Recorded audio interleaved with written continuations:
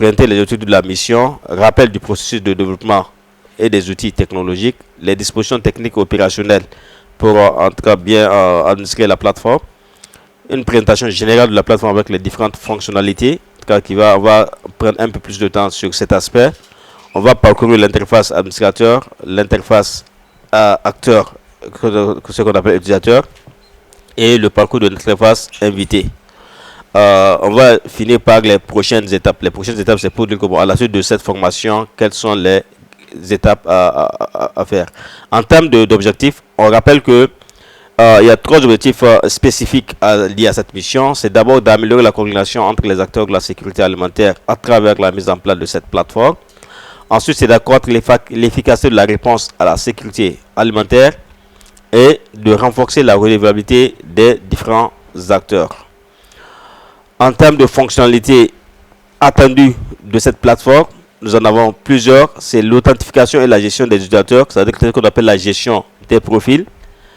C'est la gestion des communes. La plateforme devra permettre de renseigner les communes aussi bien les informations liées à la formule que les métadonnées. C'est de planifier la réponse à travers la définition des objectifs et de leur intervention, de définir la cible à atteindre par acteur, de préciser la modalité d'intervention, d'identifier les activités à mener, définir le budget de leur intervention, définir le calendrier de la réponse. Après cette étape de cadrage et d'exploitation des données, nous avons commencé à faire l'analyse conceptuelle, ce qu'on appelle l'analyse de base, l'analyse informatique, pour définir déjà le schéma conceptuel futur. Ensuite, c'était la conception primaire du système.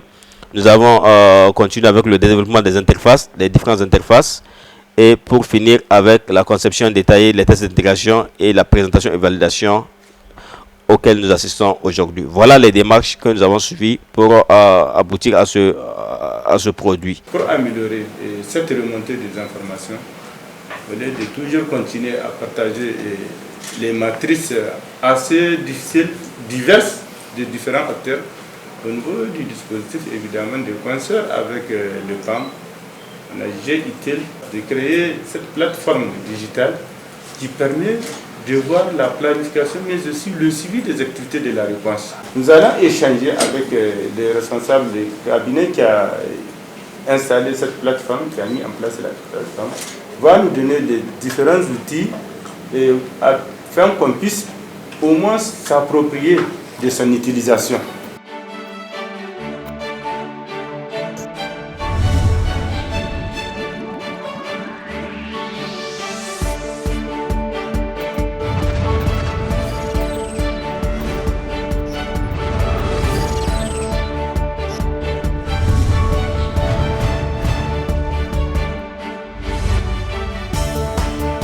Par rapport à cette formation, qui est vraiment une formation technique qu'on est en train de suivre, ça vient à la fin du processus qu'on a engagé avec SAP Technologies, dans le cadre de la mise en place d'une plateforme qui va permettre à l'ensemble des acteurs qui interviennent dans le domaine des réponses en matière de sécurité alimentaire de faire leur planification et également d'évaluer ce qui a été fait à partir d'un certain nombre de mois d'intervention.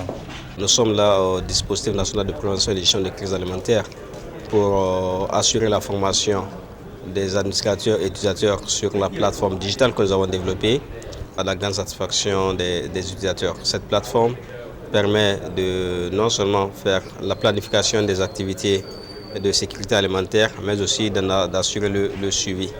C'est une plateforme digitale accessible web qui permet de faire une meilleure coordination des activités par les différents acteurs qui interviennent dans la lutte contre l'insécurité alimentaire au Niger. C'est un outil puissant, robuste, qui essaie de révolutionner le suivi de la sécurité alimentaire et nutritionnelle au Niger.